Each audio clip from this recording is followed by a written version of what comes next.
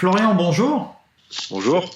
Bon, on a suivi tes aventures parce que tu as obtenu la bourse Jeune Voyageur de la FF Vélo. Donc tu étais parti dans un périple à travers le monde pour nettoyer la planète. Comment est né ce projet? Qu'est-ce qui s'est passé dans ta tête? Quel était le déclencheur?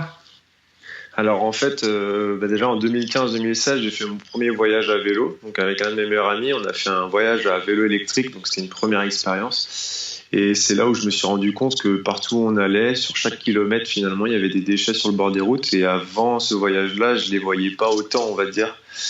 Et donc, en rentrant de ce premier long voyage de 10 mois, je me suis dit que je voulais repartir et voir ailleurs que l'Europe. Je me sentais assez mature et avec suffisamment d'envie pour me dire je me lance pour l'étranger, hors de l'Europe.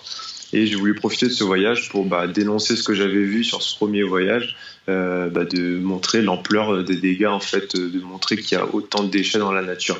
Donc pour ça, j'ai eu l'idée de ramasser des déchets, de les peser. Et donc, tout à l'heure, quand on disait nettoyer la planète, j'ai pas eu du tout la prétention de nettoyer la planète, mais je voulais juste mettre en avant et montrer ce que je vois, moi, sur le bord des routes. C'est ça, ouais. Mais c'est à ton échelle, en fait, nettoyer la planète à ton échelle. Et en fait, il y a deux éléments forts dans ton voyage, c'est le vélo et le nettoyage. Quelles sont tes relations avec le vélo? Tu as toujours fait du vélo? Enfin, pourquoi le vélo et pas la randonnée ou autre chose? Ouais, c'est assez intéressant aussi parce que moi à l'origine je suis pas du tout cycliste, je suis plutôt footballeur. Après j'ai fait des études dans le sport, donc j'ai touché un peu à tous les sports. Mais c'est en arrivant dans mes études à Rennes où en fait j'aimais pas trop prendre les transports en commun, donc j'ai découvert le vélo et le déplacement à vélo. Donc c'est ce que j'utilisais le plus, même pour aller en soirée. J'aimais pas trop prendre les transports. Ça m'a permis de découvrir cette liberté en fait. Et puis en fait après j'ai lu un livre, donc Le bonheur au bout du guidon de Christophe Cousin, qui a réalisé un tour du monde il y a déjà quelques années. Et donc je me suis dit je veux voyager à vélo en fait. Ça a été vraiment un déclic, sauf que j'avais pas du tout la prétention de me dire je veux me lancer pour un tour du monde pour une première expérience. Et donc c'est là qu'est née l'idée de faire un premier voyage autour de l'Europe déjà.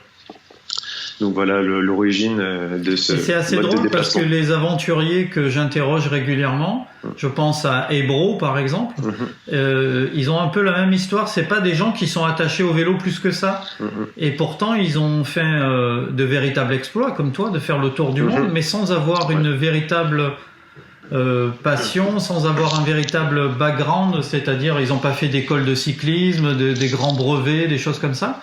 Et c'est quelque chose qui leur est paru comme évident parce que c'était ce qu'il y avait de plus simple, de plus écologique, parce que faire le tour du monde en voiture pour nettoyer la planète, ça serait un peu contre-productif. Complètement. Et est-ce que à un moment donné, tu as eu peur aussi sur l'entraînement, c'est-à-dire se dire ok, je vais faire ça en vélo, mais est-ce que je vais être capable de rouler 100 km tous les jours? Ou finalement tu t'es dit avec mon passé de sportif, ça devrait le faire? Avec cette première expérience, déjà entre ces deux grands voyages, j'étais parti tout seul faire un tour de Bretagne à vélo. Donc là, je m'étais testé un peu sur mes limites en termes de poids, les distances que je pouvais faire par jour. Mais en tout cas, ce que je raconte souvent, et c'est une question qui revient souvent, est-ce que je me suis préparé physiquement pour ce nouveau voyage? En réalité, j'ai fait aucune préparation et ça faisait plusieurs mois que je faisais plus de sport d'ailleurs, parce que je savais que le plus important, c'était d'être prêt psychologiquement plutôt que physiquement. Donc j'ai préféré délaisser presque la préparation physique et plutôt profiter de mes amis, mes proches, aller au restaurant et profiter des derniers moments avec tous mes proches. Et en fait, c'est comme ça que je suis parti prêt. En fait, c'était pas physiquement, mais psychologiquement. Et donc, vu que j'étais prêt à partir, j'ai eu aucun mal à rouler pendant des heures et à réaliser naturellement des grandes distances finalement. Et comment ça s'est opéré ton voyage? Tu avais fait un plan avec des villes-étapes, tu savais à peu près, ou alors c'était au fil de l'eau et quand tu étais fatigué, tu t'arrêtais? Non, j'avais plus ou moins prévu un itinéraire. Après, forcément, le timing, il n'a jamais été réellement respecté. Et ça, je m'y attendais, ça m'a pas surpris. Mais je savais par où je voulais passer parce que j'avais calculé en fonction des climats, des saisons. Mais sauf que j'ai pris du retard au final. Mais au début, en tout cas, je savais où est-ce que je voulais m'arrêter en Afrique. On voit sur ton site internet, on peut retrouver le tracé. Alors ça, c'est les grandes lignes, mais après concrètement, est-ce que tu te dis je vais rester plusieurs jours à un endroit? Si l'endroit te semblait sympa, est-ce que tu t'autorisais à passer une semaine à un endroit, à faire des rencontres? C'était le plus important, c'était les rencontres et le nettoyage, ou tu n'étais pas dans une compétition de faire le tour du monde le plus vite possible? Ah bah non, pas du tout, non. Je voulais juste respecter ces saisons, mais en final, je me suis rendu compte que j'allais plus vite que prévu.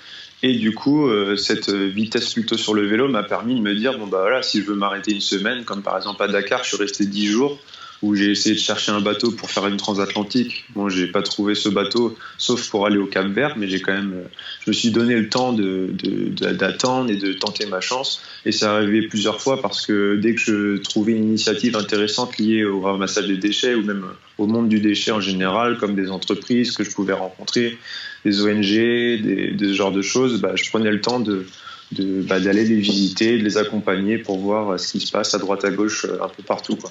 Ouais. Alors, prendre son temps, c'est très bien, mais souvent c'est lié à un budget aussi. Comment tu avais une cagnotte en fait, et tu t'étais dit voilà, j'ai le droit de dépenser 30 € par jour, 15 € par jour. Tu t'étais fixé un budget?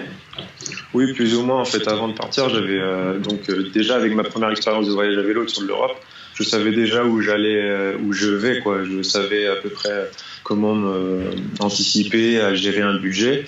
Et donc oui, je m'étais fixé un budget par jour. Mais bon, après, comme toujours, selon les pays, il y a des pays beaucoup plus chers que d'autres. Mais moi, je me fixais une limite, mais sans être dans la démarche de je vais dépenser le moins d'argent possible. Le but, c'était aussi de prendre plaisir à voyager, à découvrir la cuisine des pays que je traversais. Donc voilà, c'était un budget pas non plus hyper confortable, mais un budget qui était très respectable pour ce genre de voyage. Et concrètement, par exemple, tu avais ta tente avec toi ou tu dormais à l'hôtel? Oui. À chaque fois? Non, j'ai dû faire à peu près 75% des nuits dans la toile de tente. Après, il y a eu des périodes où il y a eu plus d'hôtels de fait parce qu'il y avait besoin de repos. Mais au début, en tout cas, j'ai fait pratiquement que de la toile de tente ou alors chez les gens, chez l'habitant, par les réseaux Warm Shower ou Couchsurfing. Ok. Et alors, je faisais le parallèle tout à l'heure avec Ebro, ils sont deux, c'est deux frères, mais toi tu es tout seul. Est-ce que c'est pas angoissant de dormir en pleine nature tout seul dans des pays qui peuvent sembler un peu hostiles? Avant d'arriver à Dakar, t'es passé par la Mauritanie, mais peut-être le Maroc aussi. Enfin, il y a des endroits qui ne sont pas très sûrs, qui peuvent faire peur vu de loin en tout cas, mais souvent on s'aperçoit qu'une fois qu'on est sur place, les gens sont très accueillants. Est-ce qu'il y a des moments où tu as eu un peu chaud, un peu peur? Au début, forcément, oui. Quand je me suis retrouvé tout seul, déjà sur les premiers kilomètres en Afrique, là, je me suis vraiment rendu compte que le voyage commençait et que tous les choix que j'allais prendre allaient être déterminants. Il n'y avait personne pour discuter, savoir ce que c'est bien, ce que c'est pas bien. Il y a une prise de décision qui est tellement importante et qui a jamais été aussi importante moi dans ma vie, quoi. J'avais toujours des gens pour me conseiller ou pour discuter. Mais là, oui, effectivement, il y a eu des moments un peu délicats. Mais l'avantage, c'est que dans mes voyages, j'ai un peu eu l'occasion de voyager de différentes façons. Donc, je voyageais avec mon meilleur ami pour l'Europe. Après, j'avais rencontré justement les Ebro et d'autres voyageurs à vélo. Donc, on a voyagé en groupe à 6. Et après 6 mois, ma petite amie m'a rejoint. Donc, après, j'ai voyagé en couple pendant 1 an. En fait, sur ce voyage d'1 an et demi, j'ai réellement voyagé que 6 mois. Alors que à l'origine, je pensais voyager plus longtemps, mais le destin on a décidé autrement, et tant mieux. On est d'accord que ton voyage s'est arrêté à cause du coronavirus, de la crise sanitaire mondiale. Toi, tu l'as appris, t'étais où quand tu as appris cette crise? Alors, on était à San Francisco, aux États-Unis, et on est vraiment arrivé quand tout se bloquait là-bas. Donc, la France était déjà en confinement. On avait nos billets pour aller au Japon. On devait passer par une escale à Taïwan et là, c'était impossible d'y aller parce que tous les territoires étaient fermés. Du coup, on a pris la décision de rentrer. Et ça a été difficile? Vous avez hésité à un moment donné? Vous vous êtes dit peut-être que et si on partait quand même à Taïwan? Parce que c'est un peu comme un échec de revenir en France, non? En fait, bizarrement, je le vis plutôt bien parce que c'est pas une décision. Enfin, on n'avait plus vraiment le choix, quoi. Vu la situation mondiale et puis vu comment elle est aujourd'hui, je pense qu'on n'a pas regretté.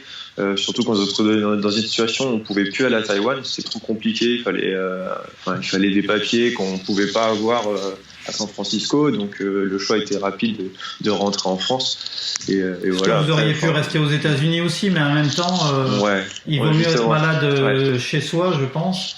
Ouais. En fait, c'est vraiment la décision qu'on a prise, c'était qu'on était sûr qu'on voulait pas rester aux États-Unis, encore moins à San Francisco, même si ça a été bien géré. C'est une ville qui est très chère, on connaissait pas vraiment de gens sur place pour nous accueillir, on sait pas sur une longue période de 1 mois, 2 mois, 3 mois, donc on a préféré rentrer et puis temporiser ici. Ok. Et est-ce que vous avez eu des galères à vélo, des crevaisons multiples, des chaînes cassées, des cadres cassés? Est-ce qu'il est arrivé des anecdotes marrantes?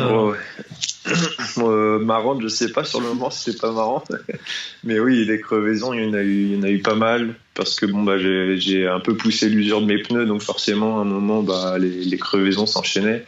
J'ai eu une anecdote assez intéressante aussi en Colombie. On a traversé une région qui était pas trop safe, quoi. Les gens nous disaient ne traînez pas sur une zone de 100 km, il fallait vraiment qu'on roule et qu'on traverse cette zone au plus vite. Et en plein milieu, il y a une tige en fer qui s'est mise dans ma roue, qui a explosé mon dérailleur. Donc mon dérailleur a cassé directement, quoi. Et donc impossible de continuer à avancer, il fallait faire du stop jusqu'à la prochaine petite ville qui était à 5 km. On a pu réparer au dernier moment, mais forcément, ce genre de choses qui arrivent au mauvais endroit. Mais bon, ça s'est super bien passé, donc ça fait partie du voyage. Et on se demande toujours comment vous faites, vous prenez tout en double, vous êtes à plusieurs pneus avec toi, des chambres à air en stock. Est-ce que tu as un dérailleur de rechange, par exemple? Non, mais j'avais juste des chambres à air de rechange, une patte de dérailleur aussi, parce que c'est vraiment des pièces particulières. Mais sinon, à part ça, moi j'avais la technique d'avoir au moins une chambre à air en plus. Dès que je crevais, j'essayais pas forcément de réparer sur la route. Je changeais ma chambre à air qui était réparée. Et le soir même, je réparais ma chambre à air. Et toujours avoir une en plus.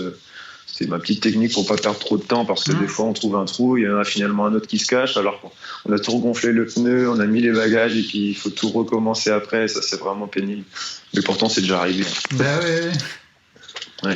Bon, en tout cas, c'est très intéressant et c'était important de te voir en vrai. Là, on a suivi tes vidéos et tout ça. Moi, si tu le veux bien, je te propose qu'on se retrouve régulièrement et qu'on fasse des points sur différents pays, parce que tu as eu la chance de visiter une vingtaine de pays. Au final, même si ton tour du monde n'est pas terminé, ça a duré 1 an et demi, comme tu l'as dit. Donc, je pense que tu as énormément d'anecdotes à nous raconter et on peut prendre rendez-vous régulièrement pour revenir un peu en arrière et puis voir si tu vas repartir un jour, si la situation le permet. Est-ce que c'est dans les tuyaux? Est-ce que tu y penses? Alors là, c'est compliqué de se projeter, c'est vrai. Et en fait, pour l'instant, le futur de ce projet va continuer en France. Donc, on prévoit de repartir de septembre à décembre. On ne projette pas du tout de repartir à l'étranger pour l'instant, donc on veut déjà au moins ne pas s'arrêter sur ce qui s'est passé et continuer sur un voyage en France, et puis après on verra, mais pour l'instant il n'y a rien de défini, parce que le temps coule et forcément la vie aussi, donc voilà, il y a parce qu'on se dit à un moment donné il va falloir que tu travailles, enfin tu as peut-être une cagnotte, mais je pense qu'elle est bien amenuisée. Non, et puis moi je m'étais dit, voilà, le but c'était de voyager avant mes 30 ans, donc là je vais avoir 28 ans, si la situation mondiale ne s'améliore pas, moi c'était clair dans ma tête que je voyageais avant mes 30 ans, et après il fallait vraiment que je me dirige vers un univers professionnel, que je trouve ma voie, donc c'est aussi ça le but de ce voyage, prendre le temps avant de me lancer dans la vie active, si on peut dire. Et donc là forcément avec ce qui se passe, c'est un peu flou, mais bon, on verra les envies. Oui. En tout cas, je sais aujourd'hui que tout est possible, donc on va faire tout ce qui est possible. Super. Merci beaucoup, Florian. Merci à toi.